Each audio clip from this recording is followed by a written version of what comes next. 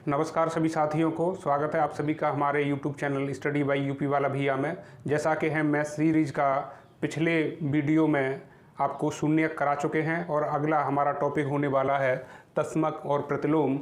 आपका बगैर समय गंवाए चलते हैं सीधा टॉपिक की ओर। तो तस्मक और प्रतिलोम क्या होता है, पहले आप तस्मक को समझ लीजिए और फिर प्रतिलोम को। तो तस्मक का मतलब होता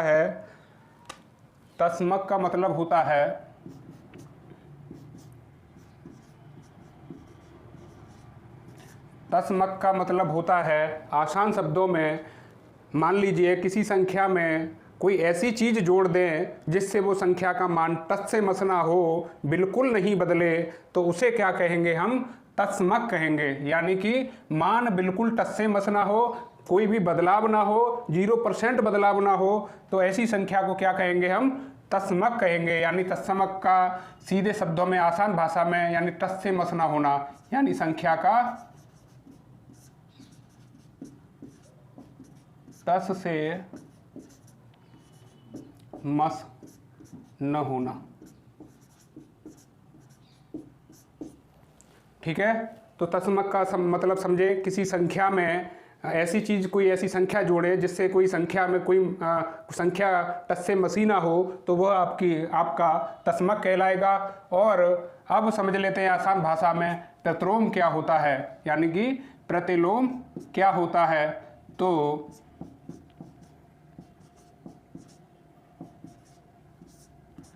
प्रतिलोम का शब्द से ही पता चल रहा है। प्रतिलोम का मतलब यानी उल्टा या विपरीत। प्रतिलोम का अर्थ होता है, यानी क्या होता है, उल्टा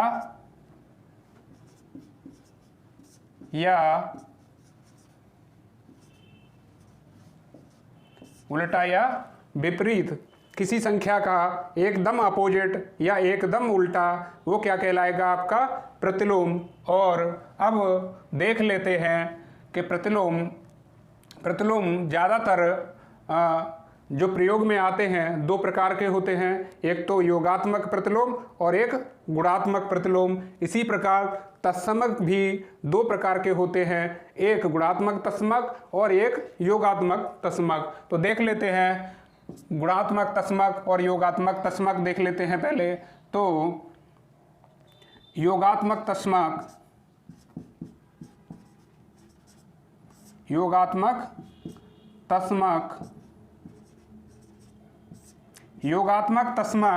वह संख्या होती है जैसे किसी संख्या में कोई चीज़ जोड़े उसमें कोई फर्क ना पड़े, ऐसी संख्या आपकी योगात्मक तस्मक कहलाएगी। जैसे 0 एक योगात्मक तस्मक है। 0 क्या है, एक योगात्मक तस्मक है। अगर 0 को किसी भी संख्या में जोड़ें, वो चाहे बीजी संख्या हो चाहे वो अंकी संख्या हो, तो उस संख्या पर 0 का कोई प्रभाव नहीं पड़ेगा। जैसे एग्जाम्पल के तौर पर देख लीजिए, यानी 2x प्लस 4y में 0 जोड़ दें तो इस पर कोई प्रभाव नहीं पड़ा, तो ये यों का त्यों यानी 2x प्लस 4y ही रहेगा। या 5 में अगर 0 जोड़ दें तो उत्तर हमारा 5 ही रहेगा। अर्थात यानी कि हमारा मान बिल्कुल टस से मस नहीं हुआ, यानी कि बिल्कुल नहीं बदला, तो हम कह सकते हैं जोड़ने से नहीं बदला है। तो आप समझ गए होंगे कि यह योगात्मक तस्मक है। और योगात्मक तस्मक का है आपका यानी कि योगात्मक तस्मक है आपका 0। योगात्मक तस्मक क्या हो गया, आपका 0। और गुणात्मक तस्मक क्या होगा, ये देख लेते हैं। तो दूसरा है आपका गुणात्मक तस्मक। तो गुणात्मक तस्मक भी ऐसे ही आपको देखना है कि किसी संख्या में ऐसी संख्या से गुणा करें उसका मान भी बिल्कुल ना बदले, बिल्कुल टस्से मस ना हो, वह संख्या आपका गुणात्मक तस्मक कहलाएगी। तो ऐसी संख्या कौन सी हो सकती है, किसी भी संख्या में गुणा करने पर मान वही रहे, तो ऐसी संख्या केवल एक है। एक से किसी संख्या में अगर गुणा करेंगे तो उसका मान जैसा था वैसा ही रहेगा, बिल्कुल नहीं बदलेगा। तो यानी गुणात्मक तस्मक आपका एक हो जाएगा। क्या हो जाएगा? एक हो जाएगा। तो गुणात्मक तस्मक एक हो जाएगा। तो आपने समझा योगात्मक तस्मक यानी कि जोड़ने से संख्या में कोई फर्क ना पड़े वो आपका योगात्मक तस्मक, और गुणा करने से संख्या में कोई फर्क ना पड़े वो आपका गुणात्मक तस्मक। इसी प्रकार यूं कहें कि योगात्मक प्रतिलोम का मतलब अगर उसमें प्लस कोई ऐसी संख्या जोड़ी जाए कि उसका मान 0 हो जाए तो वह योगात्मक प्रतिलोम कहलाएगा। तो वह योगात्मक प्रतिलोम क्या होगा? जब किसी संख्या में, यानी योगात्मक प्रतिलोम क्या होगा, यानी योगात्मक प्रतिलोम देख रहे हैं तो योगात्मक प्रतिलोम जैसे एग्जाम्पल तौर पर देख लेते हैं। मान लीजिए एक्स स्क्वायर प्लस 1 बटे एक्स, इसका योगात्मक प्रतिलोम देखना है तो इसका बिल्कुल अपोजिट क्या होगा? इसका माइनस वाला मान माइनस लगाकर एक्स स्क्वायर प्लस 1 बटे एक्स लिख देंगे। अगर इसको इसके साथ जोड़ेंगे तो मान शून्य हो जाएगा। क्या हो जाएगा? मान शून्य हो जाएगा। यानी कह सकते हैं ऐसा मान जो उसके विपरीत से जोड़ने पर जो मान को शून्य बना दे वह योगात्मक प्रतिलोम कहलाएगा। इसी प्रकार चलते हैं गुणात्मक प्रतिलोम क्या होगा? तो गुणात्मक प्रतिलोम होगा आपका यानी जैसे कि हमने तस्मक एक होता है गुणात्मक तस्मक, इसी प्रकार हमारा योगात्मक प्रतिलोम में शून्य बना। इसी प्रकार ऐसी संख्या होनी चाहिए जिस संख्या में हम गुणा करें कि वह गुणनफल उसका एक प्राप्त हो, तो वो उसका गुणात्मक प्रतिलोम होगा। तो यानी कि मान लीजिए एग्जाम्पल के तौर पर देख लीजिए, यानी 4x प्लस 1/y का गुणात्मक तस्मक क्या होगा, गुणात्मक प्रतिलोम क्या होगा? तो गुणात्मक प्रतिलोम इसको पलट देंगे, पलट करके यानी कि इसका पलटा हुआ के हिस्सा यानी y/4x प्लस 1 हो जाएगा। और अगर इसको हल करेंगे तो इससे ये कट जाएगा, इससे ये कट जाएगा, बराबर 1 आएगा। तो वो संख्या जिसका हम उसी संख्या से गुणा करें और मान 1 आ जाए तो वह आपका गुणात्मक प्रतिलोम होगा। तो क्या होगा? गुणात्मक प्रतिलोम होगा। तो गुणात्मक प्रतिलोम संख्या का हमेशा उल्टा यानी कि अंश हर अंश में होता है। तो आपने समझा कि तस्मक क्या होता है और प्रतिलोम क्या होता है और गुणात्मक तस्मक क्या होता है और योगात्मक तस्मक क्या होता है और योगात्मक प्रतिलोम क्या होता है और गुणात्मक प्रतिलोम क्या होता है, ये आपने भली भांति जाना। और इसी प्रकार के सवालों को अब देखते हैं। अगला सवाल आपका अगला सवाल है परमेय व्यंजक 2x² प्लस 1 बटे x माइनस 1 का योज्य प्रतिलोम या व्युत्क्रम क्या होगा, ये आपको बताना है। क्या बताना है? योज्य प्रतिलोम या व्युत्क्रम बताना। योज्य प्रतिलोम यानी कि वही योज्य प्रतिलोम और व्युत्क्रम बताना है। तो चलते हैं, क्या करना है? सवाल है आपका 2x² प्लस का 1/x माइनस 1। योज्य प्रतिलोम का मतलब जो जोड़कर संख्या को 0 बना दे वह ऐसी विपरीत संख्या जो उसी संख्या में अगर उसे जोड़ दे तो 0 बना दे, वही इसका योज्य प्रतिलोम होगा। तो ऐसी संख्या आपकी क्या होगी? अगर इसमें माइनस लगा के न्यों का त्यों लिख दें तो यही आपका योज्य प्रतिलोम हो जाएगा। यानी 2x² प्लस 1/x माइनस 1 कर दें तो यही आपका योज्य प्रतिलोम हो जाएगा। अगर इसे थोड़ा सा और सरल करके लिखेंगे तो आप इतना कर सकते हैं कि 2x², ठीक है, और प्लस 1 बटे 1 प्लस एक्स, इस प्रकार भी आप लिख सकते हैं कि इसका गुणा आप माइनस के चिन्ह का गुणा बस इसमें कर दिया, तो यही आपका योज्य प्रतिलोम या व्युत्क्रम हो जाएगा। ठीक है ना, तो ये आपका आंसर हो जाएगा। इसी प्रकार देख लेते हैं इसका योज्य प्रतिलोम क्या होगा। तो इसका योज्य प्रतिलोम मैंने बताया कि 3/x का योज्य प्रतिलोम क्या होगा, बस इतना सा करना है, माइनस लगाकर संख्या को ज्यों का त्यों लिख दो, तो वही उसका योज्य प्रतिलोम हो जाएगा। तो इसका 3/x का योज्य प्रतिलोम कितना हो जाएगा, माइनस के 3/x, तो इसका तो ये हो जाएगा, और इसका क्या हो जाएगा, माइनस के 2x² प्लस का 1 और x प्लस 1, ये इसका योज्य प्रतिलोम हो जाएगा। और 4x² प्लस 9 बटे 9x प्लस 4 का योज्य प्रतिलोम माइनस का 4x² plus 9 upon 9x plus 4, ये इसका योज्य प्रतिलोम हो जाएगा।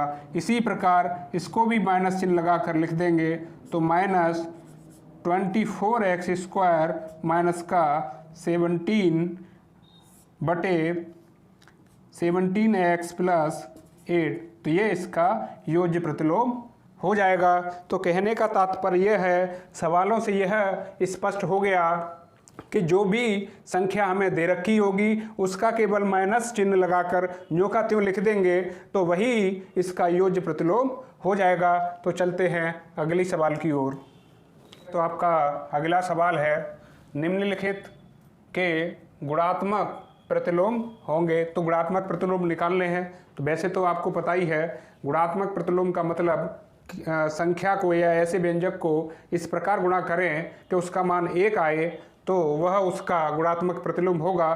फिर भी अगर आपको नहीं पता चल पाता है कि आखिर गुणात्मक प्रतिलोम कैसे करें कैसे नहीं करें, तो आपको करना क्या है कि वह संख्या और कोई आप कांस्टेंट मान लेंगे गुणा में और उसके बराबर 1 रख देंगे, जो भी मान आएगा उसका, तो वह उसका गुणात्मक प्रतिलोम होगा।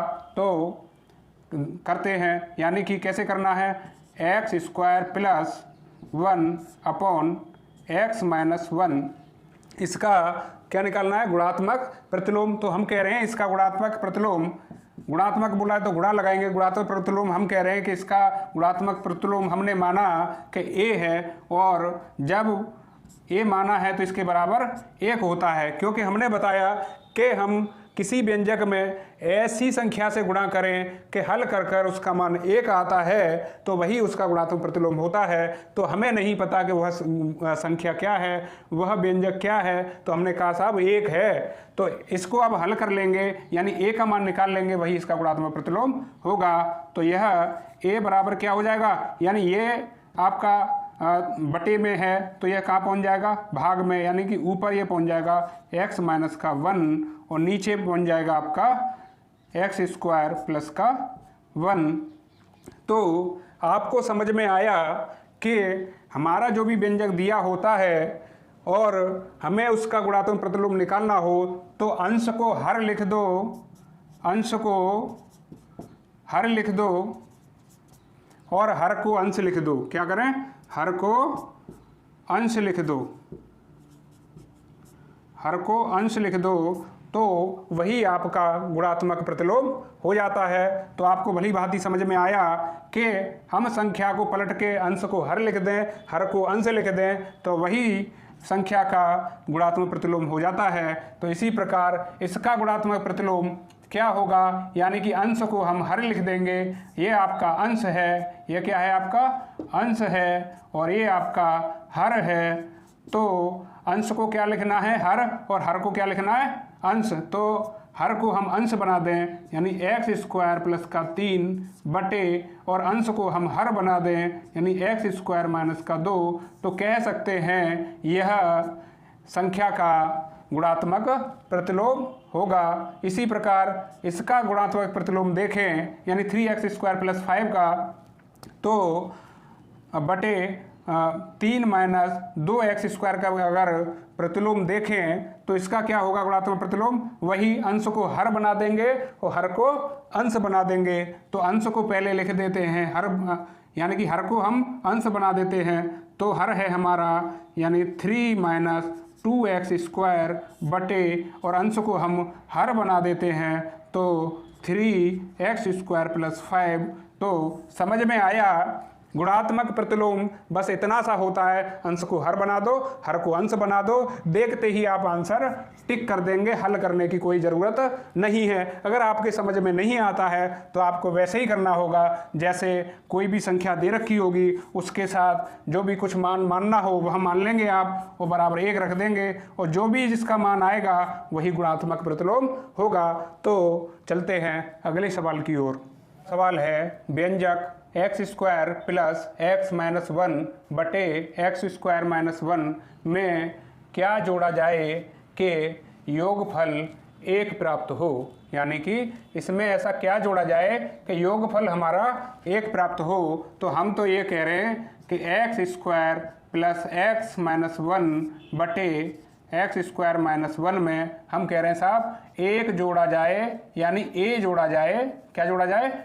a अगर इसमें जोड़ा जाए तो योगफल 1 प्राप्त होगा, और यहाँ से a का मान हम निकाल लेंगे, वही इसका आंसर होगा। तो चलते हैं, a बराबर, ये पल्ली तरफ जाएगा तो 1 - x² + x - 1 बटे x² - 1। तो करते हैं, अब इसका इसमें गुणा कर दें तो ये x² - 1 माइनस कोष्टक में x² + x - 1 बटे x² - 1।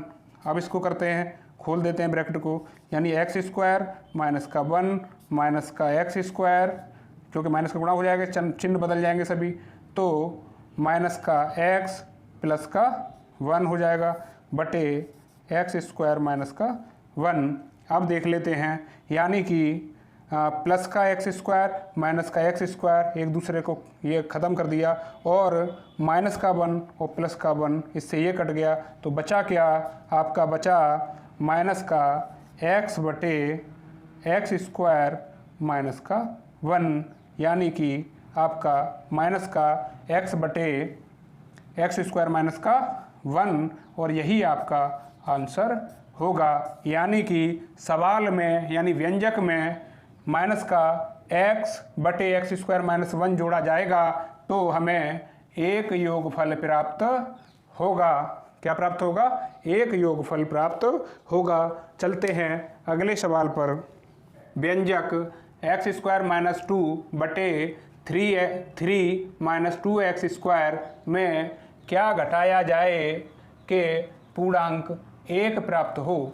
यानी पिछले सवाल में हमने देखा कि उसमें कुछ जोड़ने की बात कर रहा था, तब मान 1 चाहिए था उसको, अब घटाने की बात कर रहा है तो मान उसे 1 चाहिए। तो वही प्रक्रिया है, जब जोड़ने की बात की थी तो हमने जोड़ा था, जब घटाने की बात की है तो हम घटाएंगे। तो चलते हैं, तो हमारा सवाल है x² - 2 बटे 3 - 2x²। अब हम इसमें से जब घटाने की बात करी है तो हम इसमें से माइनस का a घटाएंगे और तब पूर्णांक हमें 1 प्राप्त होगा। तो ये आपका समीकरण बन गया, और अब इसे हल कर लेंगे तो a बराबर हो जाएगा, a को पल्ली तरफ लेके आएंगे तो ये क्या हो जाएगा? ये प्लस का a हो जाएगा, और ये इधर आ जाएगा, तो यानी x² - 2 बटे 3 - 2x² और माइनस का 1। अब इसे हल कर लेंगे, इसका इसमें गुणा कर देंगे तो ये क्या हो जाएगा? x² - 2 न्यों का त्यों, और माइनस का 3 - 2x² बटे 3 - 2x²। ठीक है, अब इसको कोष्टक को खोल देंगे, यानी x² - 2 और माइनस का 3 और प्लस का 2x² बटे 3 - 2x²। तो अब इसे क्रम में लगा लेते हैं, यानी x² और माइनस का 2 और माइनस का 3 माइनस के 5 और प्लस का 2x², यानी कि 2x² और एक x² ये है और एक x² ये है। तो यानी कि इसको हम पहले ऐसे ही रहने देते हैं, अगले स्टेप में देख लेंगे इसको। यानी 3 माइनस 2x स्क्वायर, तो ये क्या हो जाएगा 3x स्क्वायर और माइनस का 5/3 माइनस का 2x स्क्वायर, और यही आपका आंसर हो जाएगा। तो समीकरण में से अगर व्यंजक इतने को घटाया जाए तो उसका मान 1 प्राप्त होगा, यानी कि पूर्णांक 1 प्राप्त होगा। यही आपका इस सवाल का आंसर हो जाएगा। आशा है ये सवाल समझ में आया होगा। चलते हैं अगले सवाल की ओर। आपका अगला सवाल है, परमेय व्यंजक x प्राप्त करने के लिए 1/x में क्या जोड़ें, यानी कि हमें x प्राप्त करना है, इसमें कोई ऐसी संख्या जोड़नी होगी जिससे कि हल करने पर x मिल जाए। तो इसमें कोई दिक्कत नहीं है, जैसे हम करते आए हैं, जब जोड़ने की बात करी है तो हम जोड़ेंगे और जिसको प्राप्त करना है उसे उसके सामने लिख देंगे तो हमारा काम हो जाएगा। तो चलते हैं, यानी 1/x में क्या जोड़ें, तो हम कह रहे हैं साहब a जोड़ें, तो हमें क्या प्राप्त हो जाएगा x, और बस a का मान यहाँ से निकाल लो, वही इसका मान होगा। तो a बराबर x माइनस 1/x, अब इसे बटे 1 इसका कर लो। अब यहाँ से x एलसीएम, तो x स्क्वायर माइनस का 1, तो यही आपका आंसर हो जाएगा। क्या हो जाएगा, यही आपका आंसर हो जाएगा। तो अगर इसमें बोले कि परमेय व्यंजक x प्राप्त करने के लिए 1/x में से क्या घटाएं, यानी कि जोड़ने की जगह पर क्या कर दे, वो क्या घटाएं, यानी क्या घटाएं कि हमें x प्राप्त हो, तो इसी प्रकार करना है, लेकिन उसमें घटाने की बात करी है तो उसमें घटाएंगे, इसमें जोड़ने की बात करी थी तो इसमें जोड़ेंगे। तो देख लेते हैं, 1/x में से a घटाई जाए तो हमें x मिल जाएगा। तो अब क्या करें, इसे पक्षांतर करें, तो a बराबर ये क्या हो जाएगा 1/x माइनस का x बराबर, अब इसे हल कर लेंगे, एलसीएम x और ये 1 माइनस x स्क्वायर, यही आपका आंसर हो जाएगा। अगर इतना घटा दें, इसमें से 1/x में से इतना घटा दें तो आपको क्या मिल जाएगा, x मिल जाएगा। अगर देखना चाहते हो तो हम कर सकते हैं, करके देख लेते हैं। हम 1 - x में से इसको घटा के देख लेते हैं x बचता है या नहीं है।